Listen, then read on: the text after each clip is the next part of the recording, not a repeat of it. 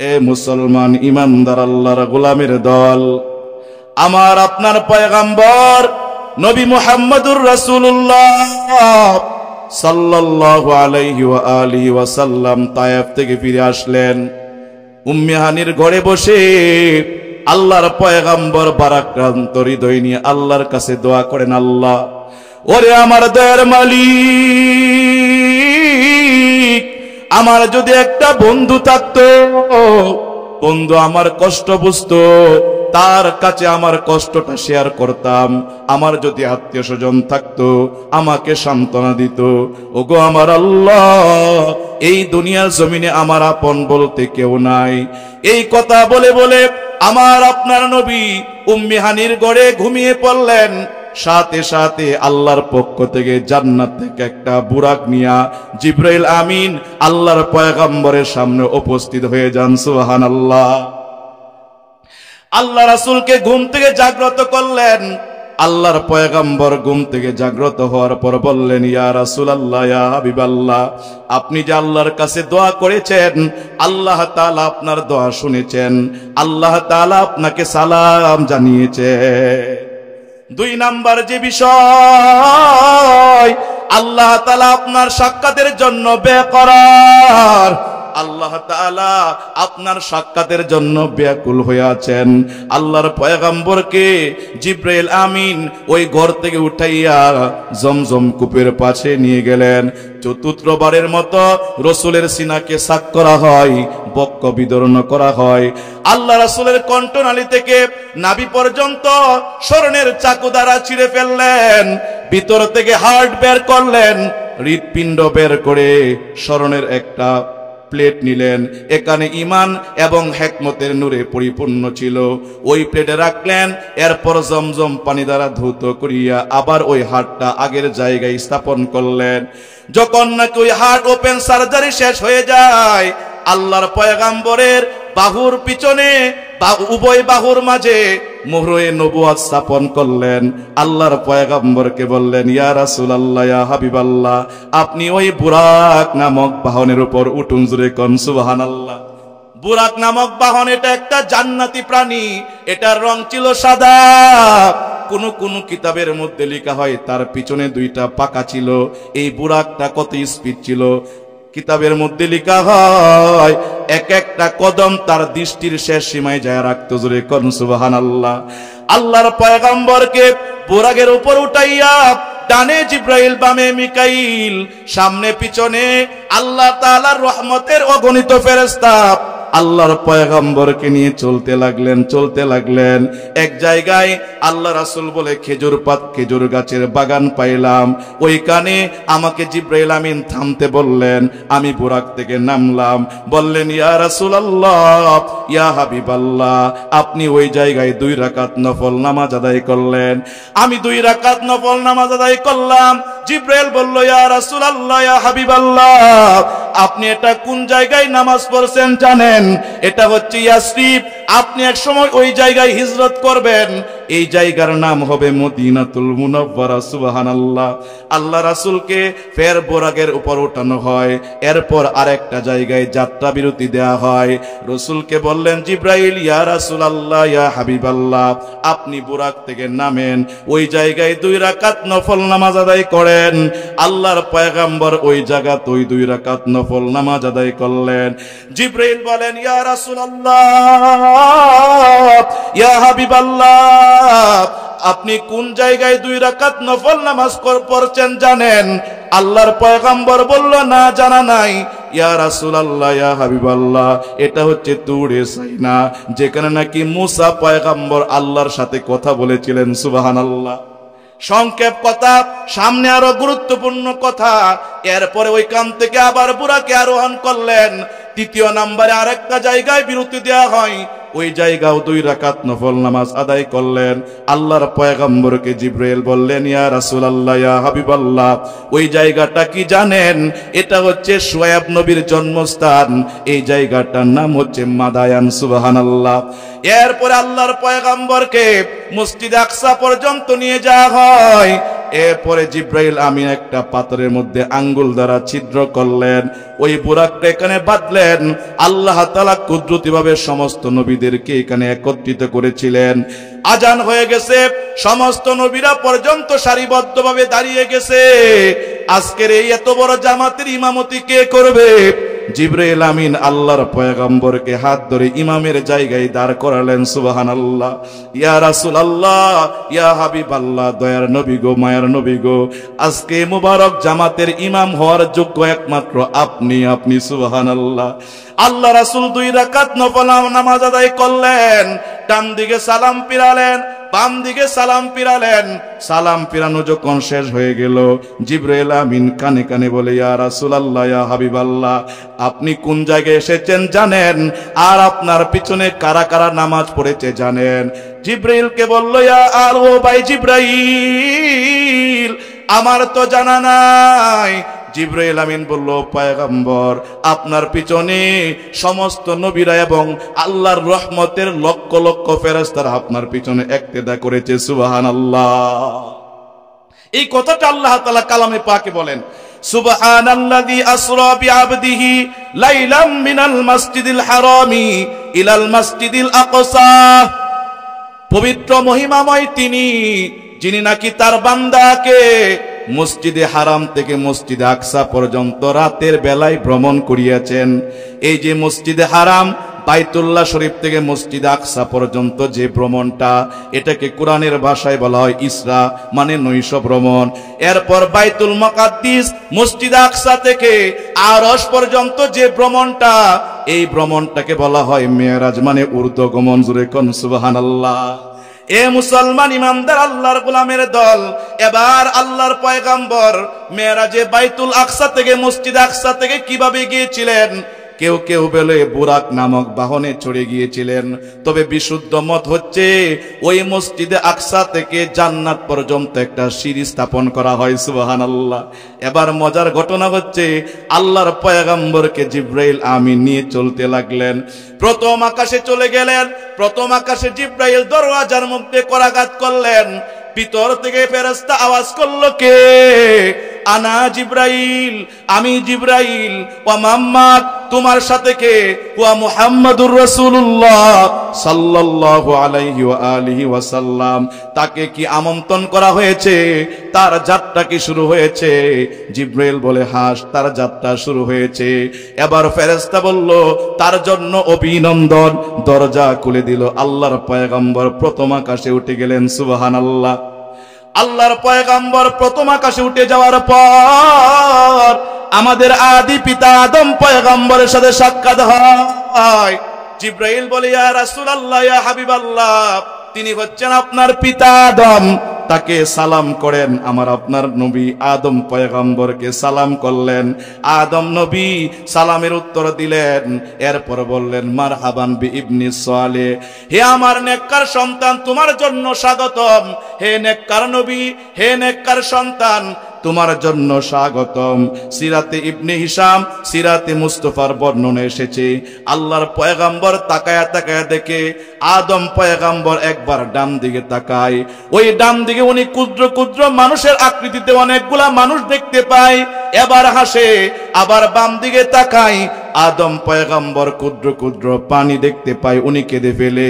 অপর বর্ণনা এসেছে, উনি ডান দিকে যখন তাকায় তখন সুঘ্রাণ উনার নাকে আসে, উনি হেসে দেয়।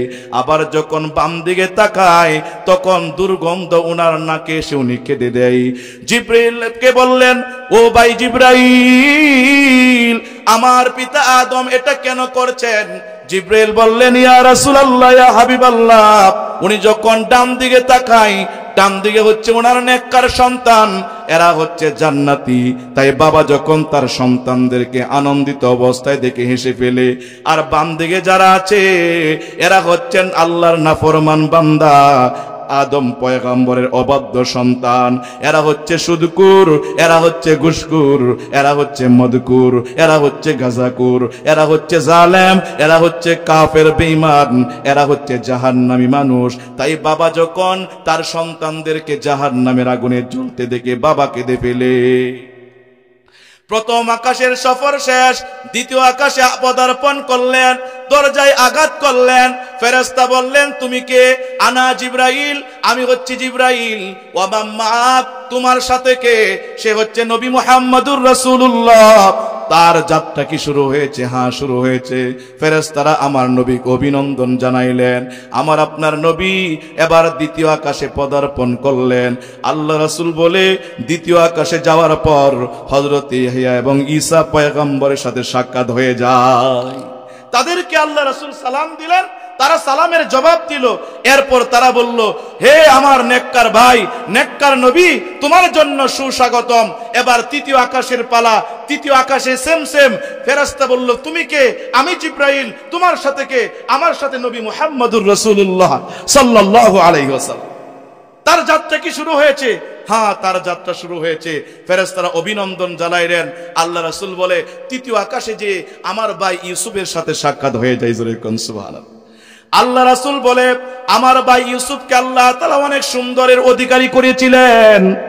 হাদিস শরীফের মধ্যে আসছে, আল্লাহর পয়গম্বর বলে, গোটা দুনিয়ার সৌন্দর্যকে আল্লাহ তাআলা দুই ভাগে ভাগ করেছে। এক ভাগ দ্বারা আল্লাহ গোটা দুনিয়ার কুল কায়নাতকে বানাইছেন, আরেক ভাগ দ্বারা পয়গম্বর ইউসুফকে বানাইছেন। সুবহানাল্লাহ। আর ইউসুফ সহ গোটা দুনিয়া সব যে সৌন্দর্য আছে, ওই সৌন্দর্যের মাধ্যমে আমার আপনার পয়গম্বর নবী মুহাম্মদুর রাসূলুল্লাহকে আল্লাহ বানিয়েছেন। সুবহানাল্লাহ। ইউসুফ পয়গম্বরকে আল্লাহ রাসূল সালাম দিলেন, তিনি সালামের জবাব দিলেন। এরপর বললেন, হে নেককার ভাই, হে নেককার নবী, তোমার জন্য সুস্বাগতম। তৃতীয় আকাশের পর চতুর্থ আকাশে চলে যায়। ওইখানে সেম ঘটনা। চতুর্থ আকাশে যায় হযরতে ইদ্রিস পয়গম্বরের সাথে সাক্ষাৎ হয়ে যায়। এরপরে পঞ্চম আকাশ। ফেরেশতা বলল, তুমি কে? আনা জিবরাইল। ওয়া মাম্মাক, তোমার সাথে কে? সে হচ্ছে নবী মুহাম্মদুর রাসূলুল্লাহ। তার যাত্রা কি শুরু হয়েছে? হ্যাঁ, তার যাত্রা শুরু হয়েছে। তার জন্য অভিনন্দন। এরপর পঞ্চম আকাশের দরওয়াজা খুলে দেওয়া হয়। আমার আপনার নবী বলে, পঞ্চম আকাশে যাওয়ার পর আমার ভাই নবী হারুনের সাথে সাক্ষাৎ হয়ে যায়। তাকে যাই আমি সালাম করলাম, সে আমার সালামের উত্তর দিল, আমার জন্য দোয়া করলো, হে নেককার ভাই, হে নেককার নবী, তোমার জন্য সুস্বাগতম। এরপরে ষষ্ঠ আকাশের পালা। আমি ষষ্ঠ আকাশে চলে গেলাম। ষষ্ঠ আকাশের দরজায় আঘাত করলো ভাই জিবরাইল। ফেরেশতা বলল, তুমি কে? আনা জিবরাইল। ওয়া মাম্মাক, তোমার সাথে কে? আমার সাথে নবী মুহাম্মদুর রাসূলুল্লাহ। তার যাত্রা কি শুরু হয়েছে? হ্যাঁ, তার যাত্রা শুরু হয়েছে। এবার এরপরে ষষ্ঠ আকাশের ফেরেশতা বলল, তার জন্য অভিনন্দন। দরওয়াজা খুলে দিল। আমি ষষ্ঠ আকাশে যায়া আমার ভাই নবী মুসার সাথে সাক্ষাৎ হয়ে যায়। মুসা পয়গম্বরকে সালাম দিলাম। তিনি সালামের উত্তর দিয়া আমার জন্য দোয়া করলেন, আমাকে অভিনন্দন করলেন। এরপর সপ্তম আকাশের পালা। জোরে কোন আল্লাহু আকবার। সপ্তম আকাশে চলে যাওয়ার পর সেম জিবরাইল আঘাত করলেন। ফেরেশতা বলল, কে? আনা জিবরাইল। ওয়া মাম্মাক, তোমার সাথে কে? মুহাম্মদুর রাসূলুল্লাহ। তার যাত্রা কি শুরু হয়েছে? হ্যাঁ, তার যাত্রা শুরু হয়েছে। তার জন্য অভিনন্দন। সপ্তম আকাশের দরজা খুলে দেওয়া হয়।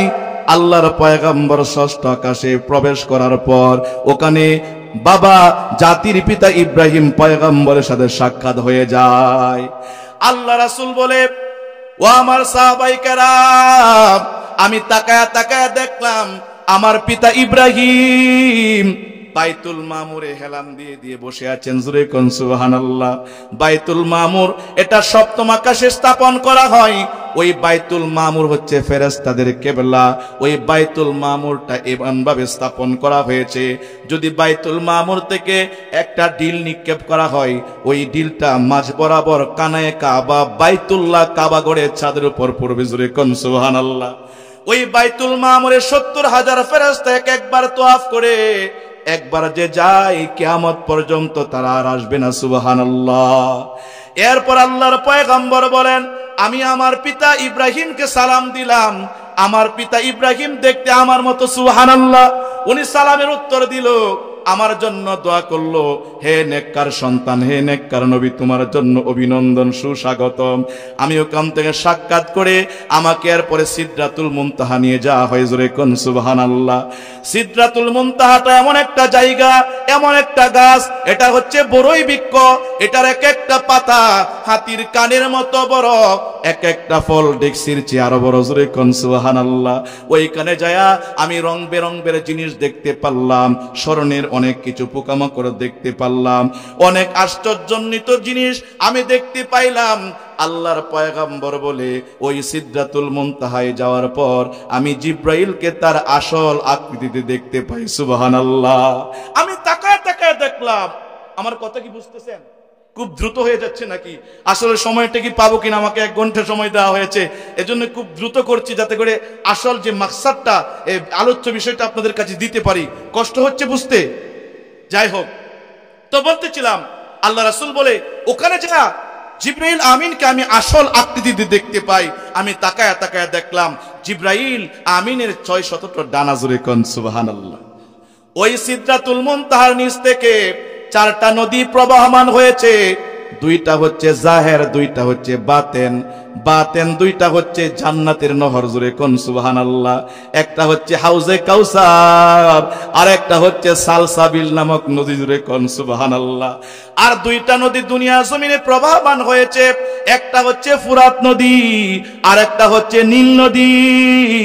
ওই সিদরাতুল মুনতাহায় যাওয়ার পর আমাকে জান্নাতে ঢুকানো হয়। জোরে কোন সুবহানাল্লাহ। আমি জান্নাত দেখলাম, জাহান্নাম দেখলাম। আমি জান্নাতের মধ্যে ঢুকার পর তাকায়া তাকায়া দেখলাম কিছু লোক জান্নাতের মধ্যে ফসল রোপণ করছে, আবার সাথে সাথে ওই ফসলগুলা বড় হচ্ছে, ফলগুলা পেকে যাচ্ছে, আবার এগুলা কাটতেছে। সুবহানাল্লাহ। আবার ওই ফসলগুলা লাগায়, আবার গাছগুলা বড় হয়ে যায়। আমি জিব্রাইলকে বললাম, ভাই জিব্রাইল, এরা কারা? ইয়া রাসূলুল্লাহ, ইয়া হাবিবাল্লাহ, এরা হচ্ছে আপনার দুনিয়ার জমিনের নেককার বাকি কিছু লোক। তাদের টুটগুলা উটের টুটের মতো লম্বা। একজন ফেরেশতা তাদের কেচি দ্বারা তাদের টুটগুলা কেটে দিচ্ছে। যেই টুটগুলা কেটে দেয় আবার বড় হয়ে যায়, আবার কেটে দেয় আবার বড় হয়ে যায়, এভাবে তাদেরকে শাস্তি দেওয়া হচ্ছে। আমি বললাম, ভাই জিব্রাইল, এরা কারা? ইয়া রাসূলুল্লাহ, ইয়া হাবিবাল্লাহ, এরা হচ্ছে দুনিয়ার ওই সমস্ত ব্যক্তি যারা নাকি একজনের কথা আরেকজনের কাছে লাগায়া সমাজের মধ্যে ঝগড়া ফাসাদ লিপ্ত করত। জোরে কোন নাউজুবিল্লাহ। আল্লাহর পয়গম্বর নবী মুহাম্মদুর রাসূলুল্লাহ সাল্লাল্লাহু আলাইহি ওয়া আলিহি ওয়াসাল্লাম তিনি বলেন, আমি আরেকটু সামনে অগ্রসর হইলাম। আমি তাকায়া তাকায়া দেখলাম কিছু লোকের চেহারা, হাত পা সবকিছু মানুষের মতো, কিন্তু তাদের চেহারাটা হচ্ছে শুকরের মতো। জোরে কোন নাউজুবিল্লাহ। হাত পা সবকিছু মানুষের মতো, আকার আকৃতি সবকিছু মানুষের মতো, কিন্তু তাদের চেহারা হচ্ছে শুকরের মতো।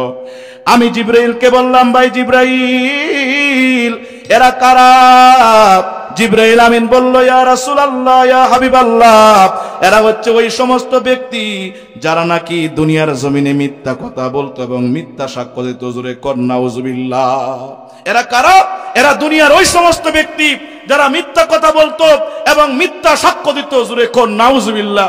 হাদিস শরীফের মধ্যে আসছে, রাসূল বলেন, কোন বান্দা যখন মিথ্যা কথা বলে, ইদা কাযাবাল আবদু তাবাআদা আনহুল মালাকু মিলান মিন নাতি মা জাআ বিহি।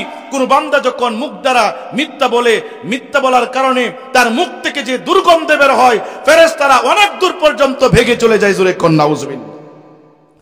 তো আল্লাহর পয়গম্বর নবী মুহাম্মদুর রাসূলুল্লাহ জিব্রাইলকে বললেন, ভাই জিব্রাইল, এরা কারা? আকার আকৃতি সবকিছু মানুষের মতো, কিন্তু চেহারাটা হচ্ছে শুকরের মতো। জিব্রাইল বললেন, ইয়া রাসূলুল্লাহ, ইয়া হাবিবাল্লাহ, এরা হচ্ছে ওই সমস্ত ব্যক্তি যারা নাকি দুনিয়া জমিনে মিথ্যা কথা বলতো এবং মিথ্যা সাক্ষ্য দিত। আচ্ছা বলুন তো, বর্তমান জামানায় মিথ্যা সাক্ষ্য আছে না নাই? মিথ্যা সাক্ষ্য দিয়া দিয়া ভালো মানুষকে কারাগারে ঢুকাই, কথা ঠিক কিনা? সাধারণ মানুষকে তো কারাগারে ঢুকাই। আমাদের জাতির রাহবর হাক্কানি রব্বানি আলেমদেরকেও মিথ্যা সাক্ষ্য দিয়ে কারাগারে ঢুকায়, কথা ঠিক ঠিক কিনা? অথচ আলেমদের কোনো অপরাধ ছিল না, আলেমদের কোনো দোষ ছিল না, একটাই আলেমদের অপরাধ, কেন তারা সঠিক কথাগুলা জাতির সামনে উত্থাপন করতে, কথা ঠিক কিনা? এজন্য আমি কয়েকদিন আগে একটা সঙ্গীতের কিছু কথা লিখতেছিলাম, সেটা হলো, জানো কেন নবীর ওয়ারিস আলেমেরা জেলখানাতে রয়? কোনো অপরাধ নয়, অপরাধ একটাই, কেন সত্য কথা কয়, কথা ঠিক কিনা? জানো কেন নবীর ওয়ারিস আলেমেরা জেলখানাতে রয়? কোনো অপরাধ নয়, অপরাধ একটাই, কেন সত্য কথা কয়? কোনো অপরাধ নয়, অপরাধ একটাই, কেন সত্য কথা কয়? 18 কোটি মানুষ যদি বাংলাদেশে রয়, আলেমরা কি এ দেশেতে ঘর জামাই হয়?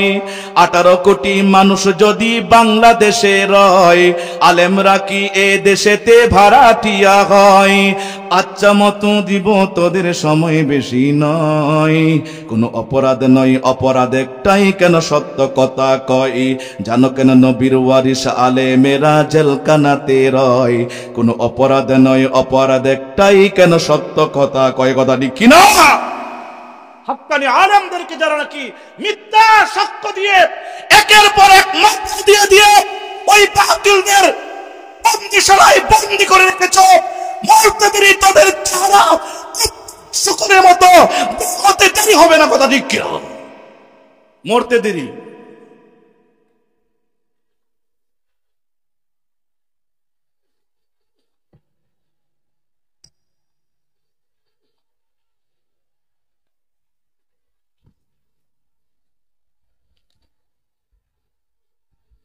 মাশাআল্লাহ। ওরা জানে উলামায়ে কেরামরা যদি বাংলার জমিনে না থাকে, তাহলে তারা একের পর এক তাদের ষড়যন্ত্র বাস্তবায়ন করতে পারবে। ওরা জানে হাক্কানি আলেম যদি বাংলাদেশে না থাকে, তাহলে এরা ট্রান্সজেন্ডারের মতো, সমকামিতা এর মতো ভয়ঙ্কর একটা রূপরেখা বাংলার জমিনে বাস্তবায়ন করতে পারবে, কথা ঠিক কিনা? কিন্তু একজন আল্লামা মামুনুল হক জেলে থাকলে কি হবে? লক্ষ লক্ষ মামুনুল হক হয়ে যাবে, বেশি দিন আর পারবে না, কথা ঠিক কিনা? উলামায়ে কেরাম যদি শুনেন, উলামায়ে কেরাম যদি হক কথা বলে, উলামায়ে কেরামদেরকে বলে, হ্যাঁ চমৎকার সুরে আলোচনা করলে হুজুরের বয়ান খুব ভালো। যদি সুদের বিরুদ্ধে কথা বলে, ঘুষের বিরুদ্ধে কথা বলে, জালেমদের জুলুমের বিরুদ্ধে কথা বলে, তখন আলেম হয়ে যায় জঙ্গিবাদ, আলেম হয়ে যায় উগ্রবাদ, আলেম হয়ে যায় রাজনীতিবিদ, কথা ঠিক কিনা? আলেমরা রাজনীতিবিদ নয়, আলেমরা জঙ্গিবাদ নয়, আলেমরা উগ্রবাদ নয়, আলেমদের ইমানের ডাক্তার, কথা ঠিক কিনা? এজন্য হাক্কানি আলেমদের সাথে থাকবো তো ইনশাআল্লাহ।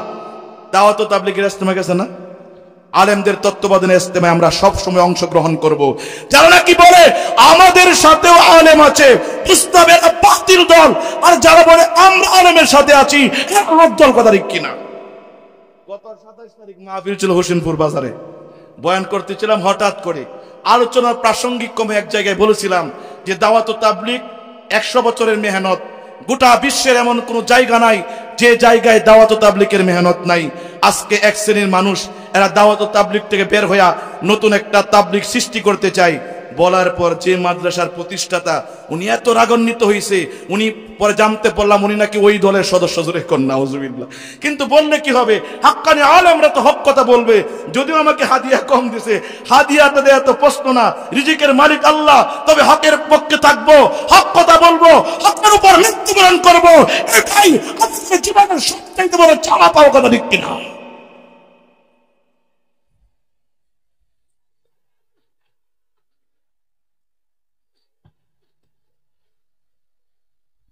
কারণ আগামী দিন হচ্ছে ইমাম মাহদির দিন, আগামী বিশ্ব হচ্ছে ইমাম মাহদির বিশ্ব, আগামী বিশ্ব হচ্ছে বাংলাদেশের বিশ্ব, কথা ঠিক কিনা?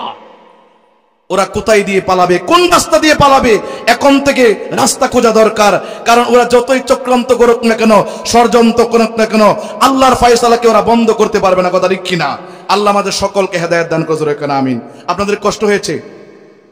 এ মুসলমান ইমানদার আল্লাহর গোলামের দল, যেই কথা বলতেছিলাম, আমার আপনার নবী জাহান্নাম যখন প্রদক্ষিণ করতেছিলেন, আল্লাহর পয়গাম্বর এক জায়গায় গেলেন, যা দেখে জাহান্নামের এক জায়গায় কিছু নারী আর পুরুষ, এদের মাথার উপর তাদের লজ্জাস্থানগুলা ঝুলতেছে এবং ওই লজ্জাস্থান থেকে পুজ রক্ত বের হচ্ছে, আর ওই নারী পুরুষগুলা জিহ্বা দ্বারা টেনে টেনে ওই পুজ রক্তগুলা খাচ্ছে। জোরে কর নাউজুবিল্লাহ। আল্লাহর পয়গম্বর বলল, ভাই জিবরাইল, এরা কারা? কেন এই ভাইদেরকে এভাবে কষ্ট দেওয়া হচ্ছে?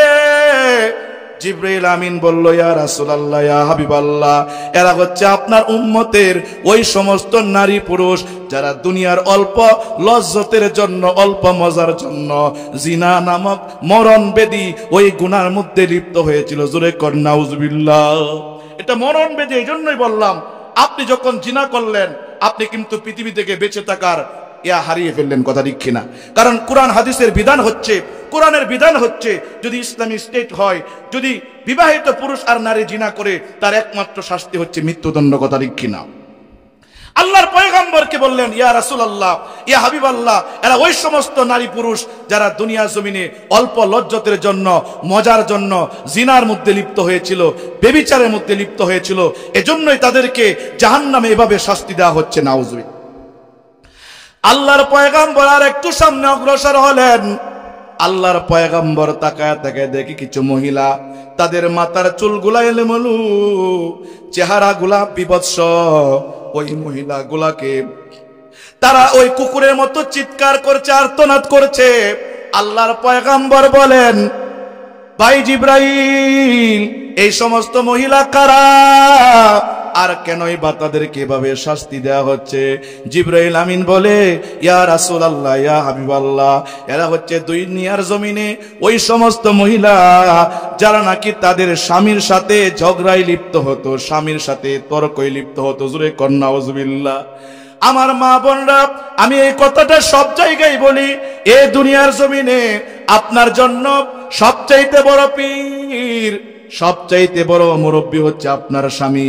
আল্লাহ রাসূল বলেন, আইয়ুমা ইমরাতিন মাতাত ওয়া যাওজুহা আনহা রাদিন দাখালাতিল জান্নাহ। কোন মহিলা যদি এমন অবস্থায় মারা যায় যে তার স্বামী তার প্রতি সন্তুষ্ট, ওই মহিলা মরতে দেরি, আল্লাহর তৈরি করা জান্নাত তার জন্য ওয়াজিব হইতে দেরি হবে না। সুবহানাল্লাহ। আল্লাহর পয়গম্বর আরেকটু সামনে অগ্রসর হলেন। উনি দেখে কিছু মানুষ দাঁড়িয়ে আছে, আর ফেরেশতারা বিশাল বড় বড় পাথর দ্বারা তার মাথার মধ্যে আঘাত করছে। সাথে সাথে মাথা চূর্ণ বিচূর্ণ হয়ে যাচ্ছে। আবার পাথর যে উঠিয়ে আনতে যায়, আবার মাথা ঠিক হয়ে যায়, আবার আঘাত করছে, আবার মাথা চূর্ণ বিচূর্ণ হয়ে যাচ্ছে। এভাবে শাস্তি দেওয়া হচ্ছে। আল্লাহ রাসূল বললে, ভাই জিবরাইল, এরা কারা? কেনই বা এদেরকে এভাবে শাস্তি দেওয়া হচ্ছে? জিবরাইল বলে, ইয়া রাসূলুল্লাহ, ইয়া হাবিবাল্লাহ, এরা হচ্ছে আপনার দুনিয়ার ওই সমস্ত নারী পুরুষ যারা ইচ্ছাকৃতভাবে নামাজ কাজা করতো। জোরে কর নাউজুবিল্লাহ। নামাজ ছেড়ে দিত। নামাজ ছাড়া এত ভয়াবহ একটা গুনাহ, এত ভয়ঙ্কর একটা অপরাধ। বরফির আব্দুল কাদের জিলানী রাহমাতুল্লাহ আলাইহি গুনিয়াতুত তালিবিনের মধ্যে লিখেন, বেনামাজির একজন বেনামাজির অমঙ্গল 40 গড় পর্যন্ত পৌঁছে যায়। জোরে কর নাউজুবিল্লাহ, নাউজুবিল্লাহ। উনি আরো বলেন যে বেনামাজিকে মুসলমানদের গুরুস্থানে দাফন করা উচিত নাই। এবার বুঝেন নামাজ ছাড়া কত ভয়ঙ্কর একটা অপরাধ। নাউজুবিল্লাহ। আল্লাহর পয়গম্বর আরেকটু সামনে অগ্রসর হলেন। এই কথাটা বলে আমি সামনের দিকে আপনাদেরকে নিয়ে যাচ্ছি, মনে হয় সময় আর বেশি পাবো না। তো বলতেছিলাম, আল্লাহর পয়গম্বর তাকায় তাকায় দেখে কিছু মানুষ, এরা অনেক খাটো, এদের মাথার উপর বিশাল বড় পাহাড়কে চাপিয়ে দেওয়া হচ্ছে, একবারে মাটির সাথে মিশে যাচ্ছে, পিষে যাচ্ছে। আবার যখন পাহাড়টা উপরে উঠানো হয়, আবার সে সুস্থ হয়ে যায়, আবার তার মাথার উপর পাহাড় দ্বারা চাপ দেওয়া হয়। এভাবে তাকে কষ্টের পর কষ্ট দেওয়া হচ্ছে। জিবরাইলকে বললেন, ভাই জিবরাইল, এরা কারা? কেনই বা এদেরকে শাস্তি দেওয়া হচ্ছে? আল্লাহর পয়গম্বরকে জিবরাইল বললেন, ইয়া রাসূলুল্লাহ, ইয়া হাবিবাল্লাহ, এরা হচ্ছে আপনার দুনিয়ার ওই সমস্ত উম্মত, ওই সমস্ত মানুষ যারা নাকি নিজেকে বড় মনে করত, অপরকে ছোট মনে করত, অহংকার করত, নিজেকে অনেক বড় মনে করত, অপরকে তুচ্ছ তাচ্ছিল্য মনে করত। জোরে কর নাউজুবিল্লাহ। এজন্য অহংকার করা যাবে কি? একটা হাদিসে কুদসি শুনাই। হাদিসে কুদসির মধ্যে আসছে, হাদিসে কুদসি বলা হয় কথাটা আল্লাহর, কিন্তু নবীর জবান দিয়ে বের হয়েছে। আল্লাহ তাআলা বলেন, আল কিবরিয়া রিদাই ওয়াল আজমাতু ইজারি। অহংকার হচ্ছে আমি আল্লাহর চাদর, বরত্ব হচ্ছে আমি আল্লাহর লুঙ্গি। যারা লুঙ্গি আর চাদরকে নিয়ে টানাটানি করবে, অর্থাৎ নিজেকে অহংকারী ভাববে, নিজের ভিতরে বরত্ব ফিট করবে, আমি আল্লাহ তাকে জাহান্নামে নিক্ষেপ করবো। জোরে কর নাউজুবিল্লাহ। এজন্য আল্লাহর পয়গম্বর নবী মুহাম্মদুর রাসূলুল্লাহ সাল্লাল্লাহু আলাইহি ওয়া আলিহি ওয়াসাল্লাম আমাদেরকে দোয়া শিক্ষা দিয়েছেন, আল্লাহুম্মা ইজআলনি ফি আইনি সগীরা ওয়া ফি আয়ুনিন নাসি কাবীরা। ওগো আমার দয়ার মালিক, আমার চোখে আমাকে ছোট বানায় দাও, মানুষের চোখে আমাকে বড় বানায় দেয়। জোরে কোন সুবহানাল্লাহ। যেতে হবে কালি হাতে, সঙ্গে কিছুই যাবে না, 3.5 হাত জায়গা পাবি, পাবি না রে বিছানা। হায় রে 3.5 হাত জায়গা পাবি, পাবি না রে বিছানা। আজকে তুমি যাদের লাগি শুধুই পাগল পারা, যেতে হবে একা একা, কেউ যাবে না তারা। চারতে হবে মায়ার বন্ধন, সাদের এই বালাকানা, 3.5 হাত জায়গা পাবি, পাবি না রে বিছানা। ঠিক মুসলমান ইমানদার, এরপর আল্লাহর পয়গম্বরকে সিদরাতুল মুনতাহা পর্যন্ত নিয়ে যাওয়া হয়। কিতাবের ভিতরে লেখা হয়, সিরাতে মুস্তাফার বর্ণনা আল্লামা ইদ্রিস কান্দলবী রাহমাতুল্লাহ আলাইহি তিনি বলেন, এরপরে রফরফ নামক আরেকটা প্রাণী আনা হয়। ওই রফরফ নামক পানির মধ্যে আল্লাহর পয়গম্বর আরোহণ করে জিবরাইল আমিনকে আল্লাহর পয়গম্বর বলছে, জিবরাইল আমার সাথে চলুন। জিবরাইল বলল, ইয়া রাসূলুল্লাহ, ইয়া হাবিবাল্লাহ, দয়ার নবী গো, মায়ের নবী গো, এ পর্যন্ত হচ্ছে আমার সীমানা, আরেক কদম সামনে অগ্রসর হইলে আমি জিবরাইল পুড়ে ছারখার হয়ে যাব। রফরফ নামক প্রাণীর উপর সওয়ার হইয়া আল্লাহর পয়গম্বর এবার আল্লাহর আরশের দিকে কি করলেন, আল্লাহর আরশের দিকে চলতে লাগলেন। এক জায়গায় যাওয়ার পর আল্লাহর পয়গম্বর কলমের আওয়াজ শুনতে পাইলেন। ওই জায়গাটাকে বলা হয় শরীফুল আকলাব, যে কলমের মাধ্যমে মানুষের তকদির লেখা হয়। ওই কলমের আওয়াজ পয়গম্বর শুনতে পাইলেন। এরপর একটু অগ্রসর হইলেন। আল্লাহর পয়গম্বর তাকায়া তাকায়া দেখে ডানেও কেউ নাই, বামেও কেউ নাই, নীরব নিস্তব্ধ। আল্লাহর পয়গম্বর ভয় পেয়ে গেলেন। উপর থেকে আওয়াজ এলো, পয়গম্বর আপনি ভয় পাবেন না, এই মুহূর্তে আপনি আপনার আল্লাহর দিদার পাবেন। সুবহানাল্লাহ। কিতাবের ভিতরে লেখা হয়, আল্লাহর পয়গম্বর অনেক মতানৈক্য আছে, তবে একটা বিশুদ্ধ মতে আল্লাহর পয়গম্বর আল্লাহ তাআলার নূর দেখতে পাই, সাথে সাথে আল্লাহর হাবিব আল্লাহর কুদরতি কদমে সেজদায় পড়ে যায়। সুবহানাল্লাহ। আল্লাহ তাআলা বললেন, বন্ধু আপনি মাথা উঠান। আল্লাহর পয়গম্বরকে বললেন, বন্ধু যখন বন্ধুর বাড়িতে আসে হাদিয়া নিয়ে আসে, আপনি আমার কাছে কি হাদিয়া নিয়ে এসেছেন?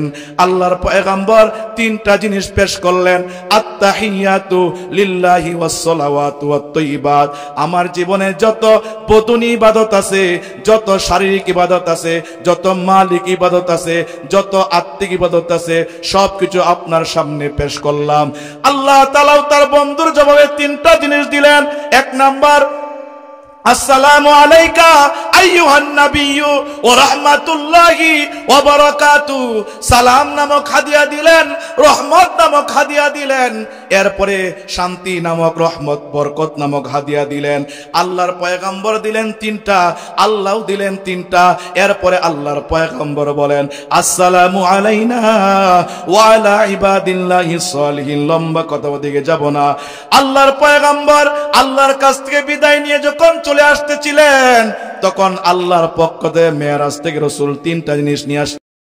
আল্লাহর পয়গম্বর মেরাজ থেকে কি নিয়ে আসলেন, মেরাজের শিক্ষা কি? আমরা শুধু জানি মেরাজ থেকে রাসূল শুধু নামাজ নিয়ে আসছেন, শুধু নামাজ নিয়ে আসছেন, বিশুদ্ধ এটা নয়। সিরাতে মুস্তাফার বর্ণনা, ইবনে কাসিরের বর্ণনা, আল্লাহর পয়গম্বর মেরাজ থেকে ফিরে আসার পর 3টা জিনিস নিয়ে আসলেন। আল্লাহ 3টা জিনিস দিলেন। 1 নাম্বার 50 ওয়াক্ত নামাজ। কয় ওয়াক্ত নামাজ? 50 ওয়াক্ত নামাজ 2 নাম্বার।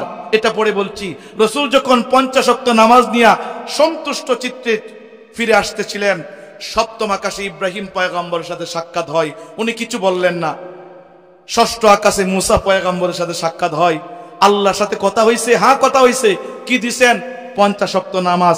মুহাম্মদ, আমি উম্মত সম্পর্কে ভালো অভিজ্ঞ একজন ব্যক্তি, 50 ওয়াক্ত নামাজ আপনার উম্মত পড়তে পারবেন না, চলে যান, কমিয়ে নিয়ে আসেন। রাসূল 5 ওয়াক্ত কমিয়ে নিয়ে আসলেন। এভাবে কিতাবের মধ্যে আসছে 9 বারে যায় 45 ওয়াক্ত নামাজ কমিয়ে নিয়ে আসেন। জোরে কোন সুবহানাল্লাহ। এরপর 5 ওয়াক্ত নিয়ে যখন ফিরতেছিলেন, মুসার সাথে আবার সাক্ষাৎ, মুহাম্মদ আপনার উম্মত 5 ওয়াক্ত পড়তে পারবে না, আমার উম্মত সম্পর্কে ভালো অভিজ্ঞ বনী ইসরাঈলদের মধ্যে আমি ছিলাম। আল্লাহর পয়গম্বর বলে, ও মুসা ইস্তাহাইতু, আমি লজ্জাবোধ করছি, আমি আর পারছি না। আল্লাহর পয়গম্বর বলে, এই 5 ওয়াক্ত নিয়ে আমি সন্তুষ্ট। আল্লাহর পক্ষ থেকে আওয়াজ এলো, ও বন্ধু, আপনার উম্মত যদি 5 ওয়াক্ত নামাজ পড়ে 50 ওয়াক্তের সব আমি আল্লাহ দিয়ে দিব। সুবহানাল্লাহ। 1 নাম্বার নিয়ে আসলেন কি? নামাজ। 2 নম্বরে সূরাতুল বাকারার শেষ আয়াতগুলোর সারমর্ম। 3 নাম্বার যেটা নিয়ে আসলেন, আল্লাহর রাসূলকে আল্লাহ বললেন, পয়গম্বর, আপনার উম্মত যদি শিরক নামক কোনো গুনাহ না করে, আমি অন্যান্য কবিরা গুনাহ তার মাফ করে দেব। জোরে কোন সুবহানাল্লাহ। অর্থাৎ আপনার উম্মত যদি শিরক না করে, কাফেরদের মতো আবাদুল আবাল জাহান্নামে থাকবে না। জোরে কোন সুবহানাল্লাহ। এর চাইতে বড় চাওয়া পাওয়ার কি হতে পারে বলেন? ইয়া রাসূলুল্লাহ, ইয়া হাবিবাল্লাহ, ও পয়গম্বর, আপনার উম্মত যদি শিরিক মুক্ত ইবাদত করে, অন্যান্য গুনাহ করলে জাহান্নামের আগুনে জ্বলে জ্বলে একবার হলে জান্নাতে প্রবেশ করবে। আর যদি শিরিক করে ফেলে, একজন কাফেরের যে হালত, ওই আপনার উম্মতের সেই হালত হবে। জোরে কোন নাউজুবিল্লাহ। শিরিক বলা হয় আল্লাহ ছাড়া অন্য কারো কাছে সাহায্য চাওয়া, কোন পীর কদমে সেজদা দেওয়া, কোন পীর কবরের মধ্যে সেজদা দেওয়া। আপনাদের পায়ে হাত রেখে বলছি, আমি দূরের কোনো ছেলে নেই, আপনাদের পাশের গ্রামের সন্তান, আমাকে কেউ ভুল বুঝবেন না, আমি কিন্তু আপনাদের দুশমন নই রে বাবাজিরা। আপনাদের দুশমন হিসাবে আসি নাই, আপনাদের হিতাকাঙ্ক্ষী স্বরূপ কথাটা বলছি। একজন হাক্কানি আল্লাহওয়ালার দরবারে যান, আমাদের কোনো বাধা নাই। তবে যে সমস্ত বন্ধদের দরবারে শিরিক হয়, ওই সমস্ত বন্ধদের দরবারে যাবেন না। কোন পীর কবরে সেজদা দিলেন, কোন পীর পায়ের মধ্যে সেজদা দিলেন, পীর বললেন, আমার আল্লাহ যা পারে আমার পীর তা পারে। জোরে কোন নাউজুবিল্লাহ। পীর মনে করলেন, আমার পীর বাবা আমাকে চাকরি দেয়, আমাকে সন্তান দেয়। আপনার আমল নামা বরবাদ, আপনার শিরিক হয়ে গেল, আপনার ঈমান বরবাদ হয়ে গেল। জোরে কোন নাউজুবিল্লাহ। 1 খুদার পর 2 খুদা আর 3 খুদা, মোরা কিছু মানি না। লা ইলাহা ইল্লাল্লাহ, নেই কোনো মাবুদ আল্লাহ ছাড়া, বলো লা ইলাহা ইল্লাল্লাহ। তারি নামে পাখিরা গান গেয়ে যায়, সূর্য নিয়মিত আলো চড়ায়। তারি নামে ফুটে ওই ফুলের কলি, মুছে যাই মানবের মনের কালি। তারি নাম জপে হয় আল্লাহওয়ালা, তারি নাম জপে হয় আল্লাহওয়ালা। পীরলি হয় আর জগৎ সেরা। লা ইলাহা ইল্লাল্লাহ, নেই কোনো মাবুদ আল্লাহ ছাড়া, বলো লা ইলাহা ইল্লাল্লাহ। লা ইলাহা ইল্লাল্লাহ মুহাম্মাদুর রাসূলুল্লাহ। সকলে পড়ি সাল্লাল্লাহু আলাইহি ওয়াসাল্লাম। আজকে আপনাদের সামনে মেরাজ সম্পর্কে সংক্ষিপ্তভাবে কিছু আলোচনা করার চেষ্টা করব। ওমা তাওফিক ইল্লা বিল্লাহ। সেই সুবাদে আমি আলোচনাকে 3 ভাগে ভাগ করেছি। 1 নাম্বার, প্রথম ভাগ হচ্ছে মেরাজ কেন হয়েছিল। প্রথম ভাগ কি? মেরাজ কেন হয়েছিল এবং মেরাজ কিভাবে হয়েছিল এবং মেরাজের শিক্ষা কি। এই 3টা বিষয় যদি একটু সময় বেশি হয় আপনাদের কষ্ট হবে ইনশাআল্লাহ। প্রথম নাম্বার কি? মেরাজ কেন হয়েছিল এবং মেরাজ কিভাবে হয়েছিল এবং মেরাজের শিক্ষা কি। আজকে আমাদের মাহফিলে এই মৌসুম আসলে জুম্মার বয়ানও অনেক আলোচনা হয়, কিন্তু মেরাজের শিক্ষাগুলো আমরা গ্রহণ করতে পারি না, যার কারণে এই মেরাজ থেকে আমরা কোনো উপকৃত হতে পারি না। এক কান দিয়ে শুনি আর এক কান দিয়ে বের করে দিই, কথা ঠিক কিনা। সম্মানিত উপস্থিতি, মেরাজ কেন হয়েছিল আমি আয়াতের তরজমাটা পড়ে বলছি। সেটা হলো, আমরা জানি আল্লাহ রাসূল সাল্লাল্লাহু আলাইহি ওয়াসাল্লাম ওনার বয়স যখন 40-এ পদার্পণ করেন, 40 বছর বয়সে আল্লাহ রাসূল সাল্লাল্লাহু আলাইহি ওয়াসাল্লাম নবুয়ত প্রাপ্ত হন, যদিও তিনি আগে থেকেই নবী ছিলেন। হাদিস শরীফের মধ্যে আসছে আল্লাহ রাসূল সাল্লাল্লাহু আলাইহি ওয়াসাল্লাম বলেন, কুনতু নাবিয়ান ওয়া আদামু বাইনাল মাই ওয়াত তিন। আমি তখনও নবী ছিলাম, আদম আলাইহিস সালাম যখন কাদা মাটির মধ্যে ছিল। সুবহানাল্লাহ। যাই হোক, 40 বছর বয়সে যখন আল্লাহ রাসূল সাল্লাল্লাহু আলাইহি ওয়াসাল্লাম নবুয়ত প্রাপ্ত হন, নবুয়ত প্রাপ্ত হওয়ার পর যখন নাকি নবুয়তের দায়িত্ব পালন করতে লাগলেন, তখন উনার ডান বামে যারা আপন জন ছিল এরা উনার বিরোধিতা করা শুরু করে দেয়। নাউজুবিল্লাহ। এক পর্যায়ে রসুলকে বিভিন্নভাবে কষ্ট দেওয়ার জন্য বিভিন্ন কলা কৌশলের ব্যবস্থা তারা করে, নতুন নতুন বিষয় উদ্ভাবন করে যেভাবে রসুলকে কষ্ট দেওয়া যায়। সংক্ষিপ্তভাবে বলছি, যেহেতু সামনে গুরুত্বপূর্ণ কিছু কথা, সেটা হলো আল্লাহ রাসূলকে এমন কোন অত্যাচার নাই যে এই তার আত্মীয় স্বজন এবং মক্কার কাফের বেঈমানরা করে নাই। নবুয়তের 7ম বছরে আল্লাহ রাসূল এবং তার চাচা আবু তালেব এবং তার সাথে যে মানুষগুলা ছিল, যদিও তারা কাফের ছিল, এদেরকে সহ ওই কাফের বেঈমানরা মক্কাতুল মুকাররমা থেকে তাড়িয়ে দেয়। সোয়াবে আবু তালেব নামক পাহাড়ের একটা গিরিপদে 3টি বছর পর্যন্ত বন্দী করে ফেলে। জোরে কোন নাউজুবিল্লাহ। আল্লাহ রাসূল এবং সাহাবায়ে কেরামদেরকে বর্ণনাতীত তারা কষ্ট দিয়েছে, এমনকি তাদের কাছে তারা কোনো জিনিস বিক্রিও করতো না, তাদের কোনো জিনিস তারা কিনতেও না। যদিও তারা অসহায় অবস্থায় বের হইয়া তাদের কাছে কোনো জিনিস কেনার জন্য যাইতো, যদি জিনিসের দাম থাকতো 10 টাকা, এটার দাম বাড়িয়ে দিত তারা 40 টাকা। জোরে কোন নাউজুবিল্লাহ। 3টি বছর পর্যন্ত সাহাবায়ে কেরাম আল্লাহ রাসূলের সাথে যারা ছিল তাদের অবস্থা এমন কঠিন হয়ে গেল যে ওনারা খাবারের কোনো জিনিস ওনাদের পাশে ছিল না। গাছের পাতা লতা খেতে খেতে ওনাদের মলগুলা বকরির মলের মতো হয়ে গিয়েছিল। নাউজুবিল্লাহ। ওই আল্লাহ রাসূলের সাথে যে সমস্ত শিশুরা ছিল তারা পেটের ক্ষুধায় তারা অত্যন্ত কান্নাকাটি করত, পেটের ক্ষুধায় তারা সহ্য করতে না পারিয়া আর্তনাদ করত। এই আর্তনাদগুলা কাফের বেঈমানরা শুনতো, এরপরও তাদের প্রতি একটুকু মায়া লাগতো না, দয়া লাগতো না। জোরে কোন নাউজুবিল্লাহ। যাই হোক, আল্লাহ তাআলা এই সংকট থেকে 3টি বছর পর তাদেরকে বের করলেন। তারা বাইতুল্লাহর মধ্যে যে চুক্তিনামা টাঙিয়েছিল, আল্লাহ তাআলা কুদরতিভাবে পুকার মাধ্যমে এটাকে ধ্বংস করে ফেললেন। তার হাবিবকে ওহির মাধ্যমে জানিয়ে দিলেন। আল্লাহ রাসূল তার চাচার কাছে বললেন। আস্তে আস্তে এই সংকটময় মুহূর্ত থেকে ওনারা বের হলেন। বের হওয়ার পর নতুন এক ষড়যন্ত্র শুরু হয়ে যায়। ওই মক্কার কাফের বেঈমানরা আমার রসুলের চাচা আবু তালেবের কাছে এসে বলে, হে আবু তালেব, তোমার ভাতিজা মুহাম্মদ আমাদের দেব দেবীদেরকে নিয়ে নিন্দা করে, আমাদের মাবুদদেরকে নিয়ে ব্যঙ্গ করে, তাকে বলো মুহাম্মদ কি চাই, যদি সে আমাদের বাদশা হতে চায়, রাজত্ব চাই, আমরা তাকে এই মক্কার বাদশা হিসাবে কবুল করব, তাকে আমাদের বাদশা বানাবো। নাউজুবিল্লাহ। 2 নাম্বার, সে যদি সম্পদ চাই, আমরা তার পায়ের নিচে মক্কাতুল মুকাররমায় যত সম্পদ আছে সমস্ত সম্পদ তার পায়ের নিচে আমরা ন্যস্ত করব। 3 নাম্বার, সে যদি কোনো সুন্দরী মহিলাকে বিবাহ করতে চায়, তাহলে আমরা সবচাইতে রূপসী সুদর্শন মেয়েটাকে তার কাছে বিবাহ দিব।